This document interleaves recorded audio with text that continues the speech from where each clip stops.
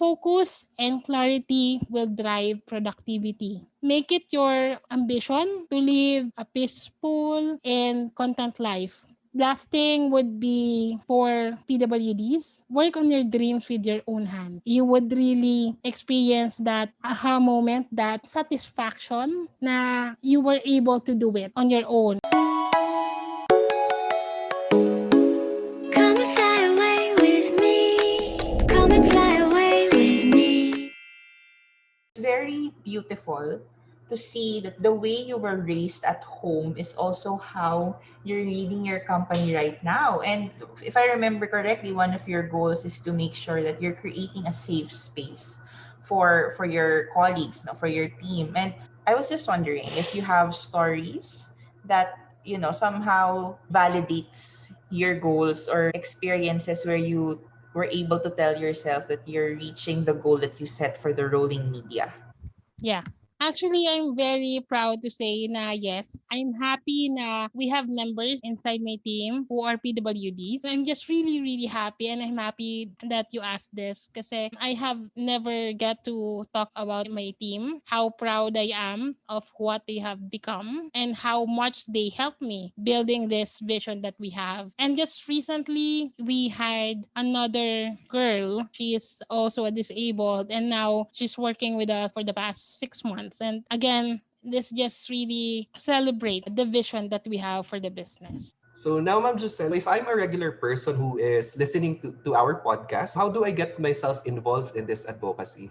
Okay. Whenever I'm asked about paano kaya kami makakatulong sa katulad nyo, I would often ask them, why? Because you really have to start with your why. Why do you want to be involved? Or what are your intentions for getting involved? And then whenever they answer, I would tell like, then start small. What comes naturally sa'yo? That won't be a huge chunk of time and effort. It's easier to build from something small. Also, it lets you enjoy the process of making it big, one step at a time. You can never give something that you don't have.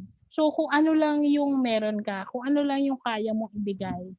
Yeah, that's very nice. Also, to add, taking it one step at a time provides sustainability. You're not pressuring yourself to just do one big thing one time. It matters that you start with what you have to do baby steps with real impact rather than just put it on one big effort for just one time, right? Now, what future are we looking at for the rolling media?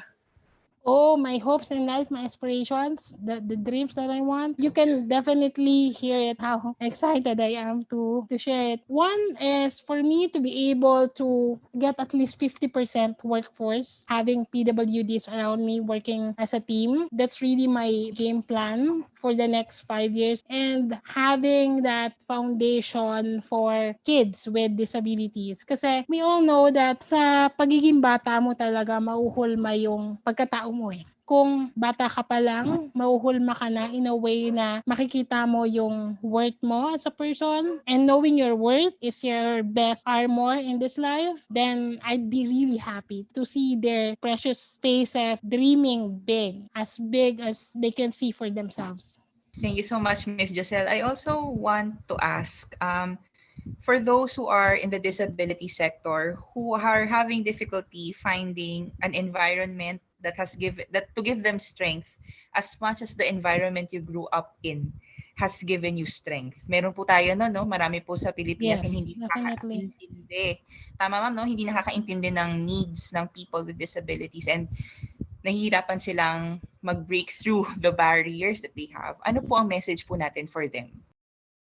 The thing is, there's so much prejudice that PWDs have to face every day. And I agree with you. Not a lot of disabled people are as fortunate as I am. Sa katulad ko, if you are a disabled person, know that you will never reach your destination if you stop and throw stones at every dog that bark. Meaning to say, kung bawat takbo ng buhay mo, papansinin mo lahat ng bashers, lahat ng masasakit na salita kita, lahat ng mga matatalim na tingin. Judgers will be there every step of the way. Hayaan mo lang silang tumingin. Let them stare.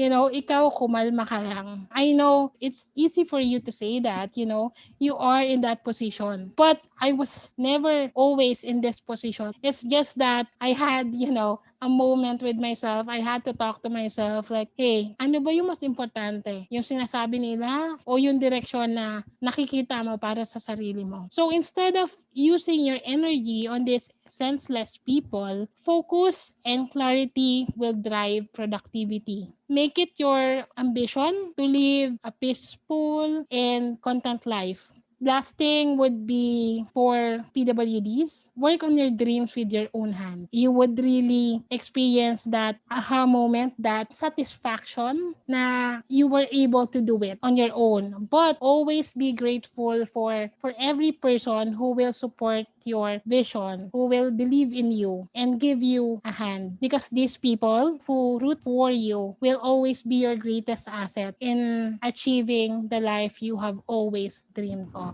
Thank you, Miss Jozelle. So what did I tell you?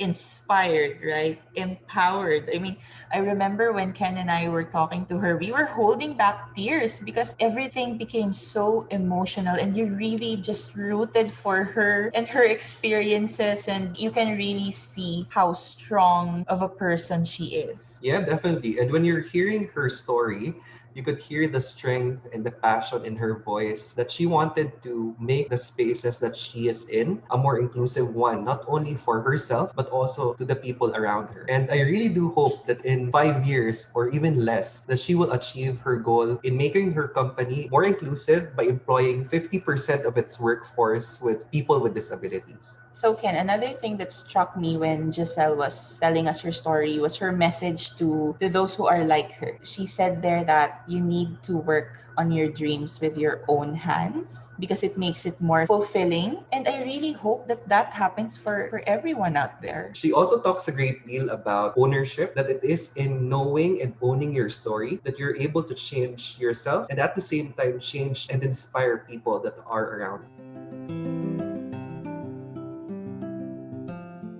And that's self-advocacy. It's about owning your story, deciding what is right for you and your life and your needs. And once you become an empowered person or individual, you could be able to contribute more, not only to your family, but to the society as a whole. And for us who are members of society, being encouraging, opening platforms and opportunities, treating people with disabilities the same way that Joselle's mom treated her will empower them further. Absolutely.